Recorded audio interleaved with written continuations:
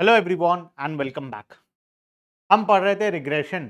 हम पिछले क्लास में रिग्रेशन क्या होता है सीखे थे, रिग्रेशंस के कुछ यूजेस, कुछ लिमिटेशंस, ये सारी चीज़ों के बारे में बात किए थे। और मैं तुम्हें पहले भी बताया था कि इस चैप्टर से मोस्ट प्रोबेबली हमें थियोरेटिकल क्वेश्चन एक्सपेक्टेड होता है, प्रैक्टिकल क्वेश्चन लेस एक्सपेक्टेड है इस वाले चैप्टर से। ठीक है, आ जाओ फटाफट से आगे चलते हैं। आज का टॉपिक ऑफ डिस्कशन होगा different types of regression analysis. Regression analysis बहुत वैरायटीज का होता है। हम बेसिकली इसको 3 कैटेगरीज में डिवाइड किए। हर कैटेगरी के अंदर दो दो वैरायटीज हैं, टोटल मतलब 6 वैरायटीज के बारे में हम लोग पढ़ेंगे। ठीक है, पहला तो है सिंपल एंड मल्टीपल। पहला वैरायटी सिंपल, दूसरा वैरायटी मल्टीपल। दूसरा है लीनियर एंड नॉन लीनियर, मतलब तीसरा वैरायटी हम पढ़ेंगे लीनियर, चौथा वैरायटी पढ़ेंगे नॉन लीनियर। उसके बाद है टोटल एंड पार्शियल, मतलब फिफ्थ कैटेगरी हम पढ़ेंगे टोटल और सिक्स्थ कैटेगरी हम पढ़ेंगे पार्शियल। तो दो दो वैरायटी का 3 सेट है, पहला तो सिंपल एंड मल्टीपल, फिर लीनियर नॉन लीनियर, फिर टोटल एंड पार्शियल। आज हम इन तीनों के बारे में पढ़ेंगे, हम तीनों के बारे में समझेंगे। तीनों ही एक इंपॉर्टेंट थियोरेटिकल क्वेश्चन एग्जाम के लिए है तुम्हारा। ठीक है, सबसे पहला शुरू करते हैं simple and multiple regression. Simple regression क्या होता है और मल्टीपल रिग्रेशन क्या होता है, मैं तुम्हें बताया था पिछले क्लास में। रिग्रेशन में क्या होता है, डिपेंडेंट वेरिएबल और इंडिपेंडेंट वेरिएबल दो होते हैं। हम इंडिपेंडेंट वेरिएबल का वैल्यूज को पुट करके डिपेंडेंट वैल्यू का वेरिएबल को फाइंड आउट करते हैं, है ना। जैसे हमें इक्वेशन लिए थे y equals to 2x plus 3 लिए थे ना, जिसमें x एक इंडिपेंडेंट वेरिएबल था। हम x का वैल्यू को पुट करते जाएंगे, y का वैल्यू हमारे लिए आता जाएगा। ठीक है, यह है एक सिंपल रिग्रेशन जहां पर सिर्फ दो ही वैरायटी है, एक y है एक x है, बस दो ही वेरिएबल है, एक डिपेंडेंट है एक इंडिपेंडेंट है। इसको हम बोलते हैं सिंपल रिग्रेशन एनालिसिस, जहां पे सिर्फ एक डिपेंडेंट और एक इंडिपेंडेंट वेरिएबल होता है। ठीक है, मतलब एक ही फैक्टर होता है, उसी के बेसिस पर हम आंसर फाइंड आउट कर लेते हैं। जैसे कि मैं स्टडी कर रहा हूं, मान लो hours of study and marks in exam, hours of study and marks in exam, hours of study के बेसिस पर मार्क्स हमारा डिसाइड हो जाएगा। ये है सिंपल कोरिलेशन, सिंपल रिग्रेशन।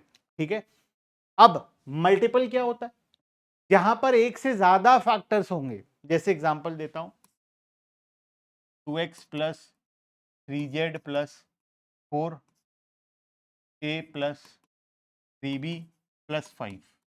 बताओ कितने दो फैक्टर्स हैं, 4 फैक्टर्स हैं, x है, z है, a है, b है।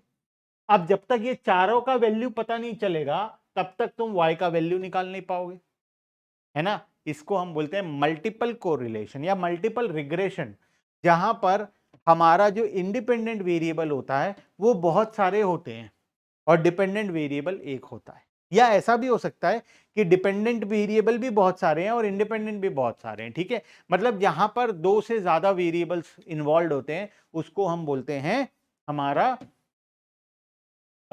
Multiple regression. सर एक एग्जांपल दे दो रियल लाइफ, जैसे आवर्स ऑफ स्टडी और मार्क्स इन एग्जाम दिए थे, वहां पर मैं दिया था hours of study and marks. ठीक है, ये तो सिंपल था। अब अगर मैं कोरिलेशन निकालूं या रिग्रेशन फाइंड आउट करूं, मार्क्स और फैक्टर ले लिया पहला आवर्स ऑफ स्टडी, मैं आवर्स ऑफ स्टडी को भी कंसिडर करूंगा। दूसरा hours of tuition,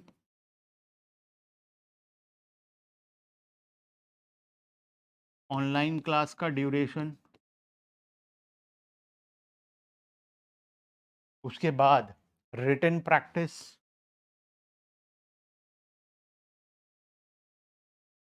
in pages, तुम कितना पेज लिख लिख कर प्रैक्टिस किए हो। अगर मैं ये सारे फैक्टर्स को लूं, factor A B C D, और चारों को फाइंड आउट करने के बाद मार्क्स को निकालने का कोशिश करूं, तो इसको हम क्या बोलेंगे, मल्टीपल रिग्रेशन। जहां पर बहुत सारे फैक्टर्स हैं, यहां पर सिर्फ दो फैक्टर्स थे, एक डिपेंडेंट दूसरा इंडिपेंडेंट, यहाँ पर बहुत सारे फैक्टर्स हैं। क्लियर है बात? मेरे हिसाब से टॉपिक कॉन्सेप्ट सबको क्लियर होगा। आओ फटाफट से पढ़ते हैं simple and multiple regression. A simple regression analysis is one which is confined to only two variables, जहाँ पे सिर्फ दो ही वेरिएबल्स होता है, say x and y, और price and demand, advertisement expenditure and volume of sales etc. ठीक है? In such case the value of one variable is estimated on the basis of the value of the another variable. The variable whose value are estimated is called dependent variable, and the value which are given or which are or the other variable is known as the independent variable. जो हम पढ़े थे, एक dependent होता है, एक independent होता है। क्लियर है बात? तो ये हमारा पढ़ा हुआ है। आगे मल्टीपल रिग्रेशन क्या होता है? अब multiple regression analysis on the other hand is one which is made among more than two related variable, more than two, दो से ज्यादा एट अ टाइम से एक्स वाई और z, sales price and income तीनों को मिला दिए। ऐसे दो वेरिएबल से ज्यादा, चाहे अब वो 3 हो, 4 हो, 5 हो, 6 हो, 10 हो, 50 हो, हमें मतलब नहीं है। मल्टीपल रिग्रेशन का मतलब होता है जहां पर दो से ज्यादा वेरिएबल्स इन्वॉल्व होंगे। क्लियर है बात? ठीक है, तो ये हो गया हमारा simple and multiple. Next variety जो है वो है linear and non linear. Linear and non linear. Linear क्या होता है पता है? जब तुम रिग्रेशन लाइन ड्रॉ करोगे, सर कैसे ड्रॉ करते हैं, वो आने वाले क्लासेस में सीखोगे तुम, अभी तक हम वहां तक पहुंचे नहीं है। ठीक है, तो जब रिग्रेशन लाइन को ड्रॉ करना सीखोगे तुम, और जब ड्रॉ करोगे और वो एक स्ट्रेट लाइन आएगा, उसको बोलते हैं लीनियर। बात समझ? अ regression, a linear regression analysis is one which gives rise to a straight line when the data relating to two variables are plotted on the graph paper. जब दो डेटा को हम ग्राफ पेपर में plot करेंगे और उसके वजह से जो रिग्रेशन लाइन होगा वो एक स्ट्रेट लाइन आएगा, उसको हम बोलेंगे लीनियर। और जब वो स्ट्रेट लाइन नहीं आएगा, आइदर कॉनकेव आएगा, कॉन्वेक्स आएगा, तो उसको हम बोलेंगे नॉन लीनियर। ठीक है, तो लीनियर में क्या होता है? डायग्राम स्ट्रेट लाइन होता है, और नॉन लीनियर में डायग्राम स्ट्रेट लाइन नहीं होता है, उसके अलावा कुछ भी हो सकता है। हाफाजार्ड मैनर में भी हो सकता है, कॉनकेव हो सकता है, कॉन्वेक्स हो सकता है, कुछ भी हो सकता है, लेकिन स्ट्रेट लाइन नहीं हो। क्लियर है बात? जिसको हम कभी कभार कॉनकेव या कॉन्वेक्स जब होता है तो उसको हम लोग नॉर्मली हम उसको कर्व लीनियर भी बोलते हैं। ठीक है, उसको हम नॉर्मली क्या बोलते हैं? कॉनकेव या कॉन्वेक्स आता है तो कर्व लीनियर भी बोलते हैं। ठीक है, this happens when two variable have linear relationship with each other, when which means that with the change in the value of the independent variable by 1 unit it occurs constant change in the value of the dependent variable, उसको हम linear बोलते हैं। और non linear क्या होता है? Non linear होता है a non-linear regression analysis on the other hand is one which give rise to a curved line when the data relating to two variable are plotted. Normally ये curved line होगा, concave हो सकता है, convex हो सकता है, या कोई और शेप का भी हो सकता है, लेकिन स्ट्रेट लाइन नहीं होगा। ठीक है, इस प्रकार के रिग्रेशन एनालिसिस को हम नॉन लीनियर रिग्रेशन बोलते हैं। क्लियर है बात? तो लीनियर एंड नॉन लीनियर समझ में आ गया। सबसे पहला सिंपल एंड मल्टीपल था। सिंपल में दो वेरिएबल्स होते हैं, मल्टीपल में दो से ज्यादा वेरिएबल्स होते हैं। लीनियर नॉन लीनियर में डायग्राम स्ट्रेट लाइन आता है, नॉन लीनियर में डायग्राम कर्व्ड शेप का आता है, जिसको हम कर्व लीनियर के नाम से भी जानते हैं। ठीक है, उसके बाद next variety total and partial. Total partial, ठीक है, टोटल एंड पार्शियल। टोटल क्या होता है? देखो, a total regression analysis is one which is made to study the effect of all the important, मतलब किसी चीज पर जितने भी फैक्टर्स का इंपैक्ट पड़ रहा है, जब तुम सभी फैक्टर्स को कंसिडर करते हो तो उसको हम बोलते हैं total regression.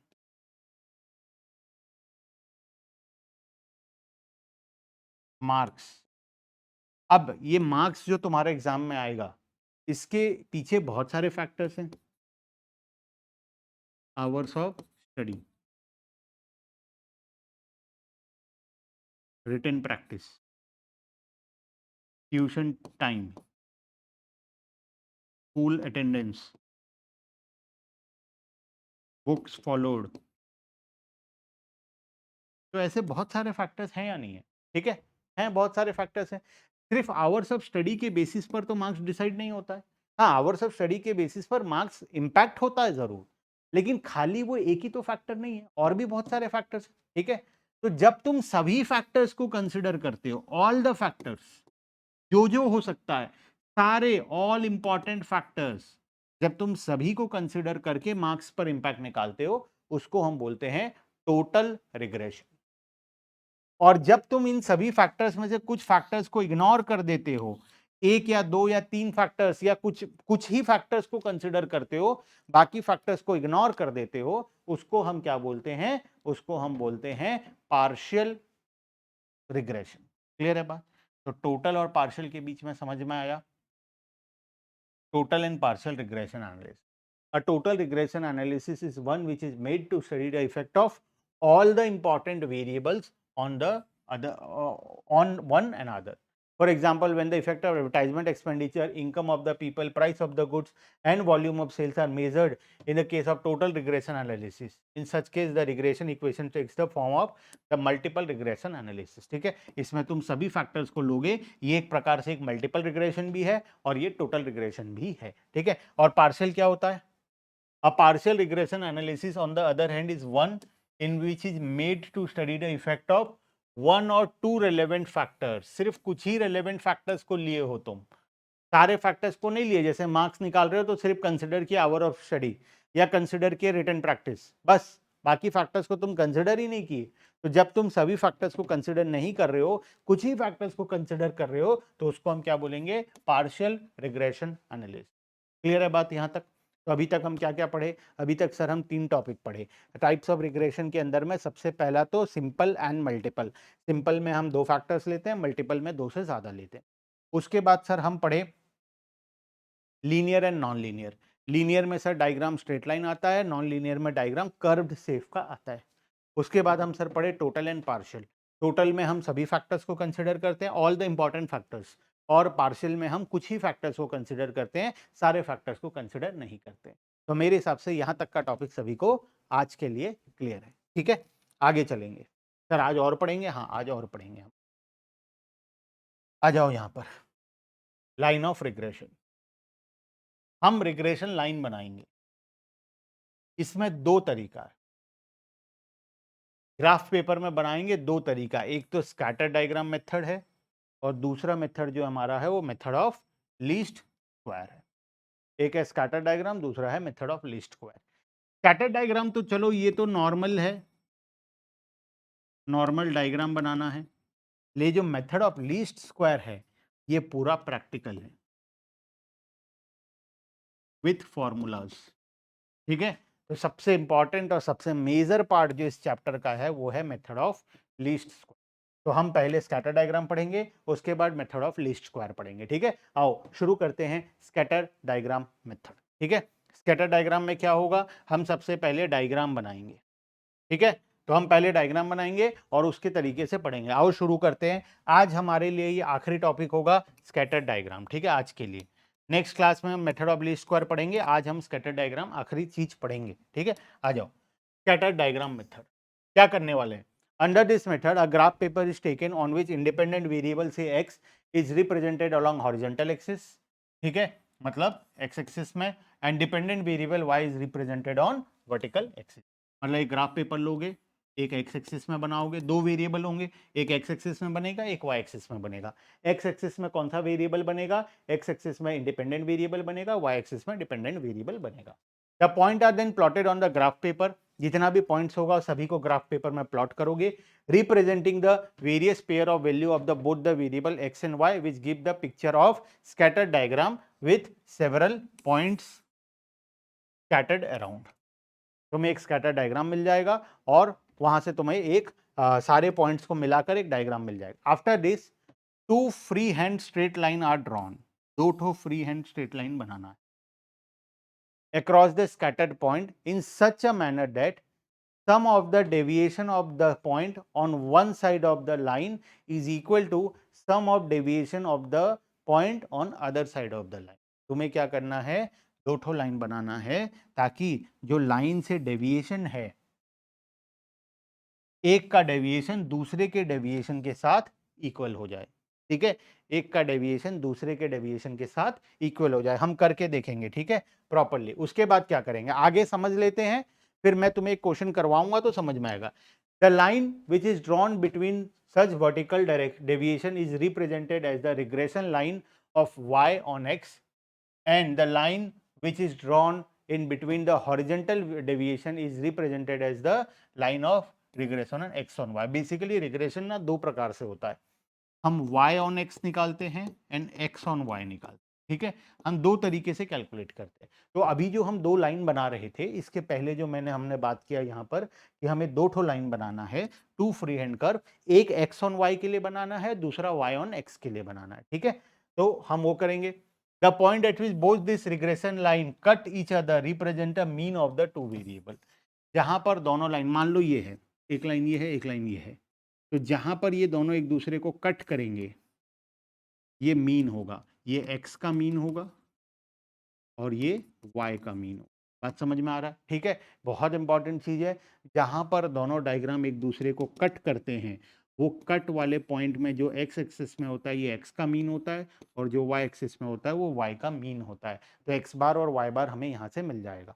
However, the drawl of the regression line is such a freehand manner involves a great deal of difficulty, for which a piece of thread is to be repeatedly adjusted to see that sum of the deviation on both the side or the thread are equal. Normally ये बताना चाह रहा है कि जो तुम diagram बनाओगे उसमें तुम्हें बहुत सारी डिफिकल्टीज फेस करनी पड़ेगी, क्योंकि ये परफेक्टली स्ट्रेट लाइन नहीं होता है। तो इस वजह से हो सकता है कि जो डेविएशंस तुमने लिया है वो तुम सही से ना कर पाओ। उसको सही से करने के लिए एक थ्रेड का इस्तेमाल कर सकते हैं, जो कि हमारे लिए एग्जाम में इंप्लीमेंट करना नेक्स्ट टू इम्पॉसिबल है। तो बस समझ जाओ कि हमें पॉइंट्स को लेकर दो लाइन बनाने हैं, एक एक्स ऑन वाई के लिए, दूसरा वाई ऑन एक्स के लिए।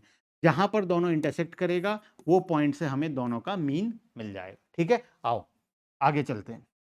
हमें एक क्वेश्चन दिया हुआ है, वेरिएबल एक्स वेरिएबल वाई, हम इसको यूज करके एक डायग्राम बनाएंगे और इस डायग्राम के बेसिस पर हम आगे फाइंड आउट करेंगे, ठीक है। चलो डायग्राम बनाते हैं। तो हम क्या करेंगे, अभी डायग्राम बनाएंगे। तो नॉर्मली क्या होता है, हम जब डायग्राम बनाते हैं हम सभी पॉइंट को प्लस करेंगे। जब ये 40 होगा, मान लो ये 40 है, ये 30 है, तो जब ये 40 होगा ये 30 होगा। जब ये 50 होगा तो ये भी 30 होगा। जब ये 60 होगा तो ये 50 हो जाएगा, ठीक है। जब ये 40 होगा तो ये 35 होगा, ये कितना 30 और एक होगा 35, ठीक है। तो इस तरीके से हम क्या करेंगे, सारे पॉइंट्स को ले लेंगे। जब सभी पॉइंट्स को बना लोगे तो तुम्हें क्या करना पड़ेगा, ये सभी पॉइंट्स को यूज करके तुम्हें दो लाइन बनाना है। एक लाइन मान लो मैं बनाता हूँ, मान लो एक लाइन को लेता हूँ, इन सभी पॉइंट्स को ड्रॉ करता हूँ, और एक लाइन को लेता हूँ और मैं कुछ इन सभी पॉइंट्स को ड्रॉ करता हूँ, ठीक है। मान लो मैं 4 पॉइंट था, अब बाकी पॉइंट्स भी बनाएंगे और कोशिश करेंगे सभी पॉइंट्स को कवर करने का। तो जितना हो पाएगा, जरूरी नहीं है हर पॉइंट से एग्जैक्टली तुम पूरा मैच करा कर निकलो, ठीक है।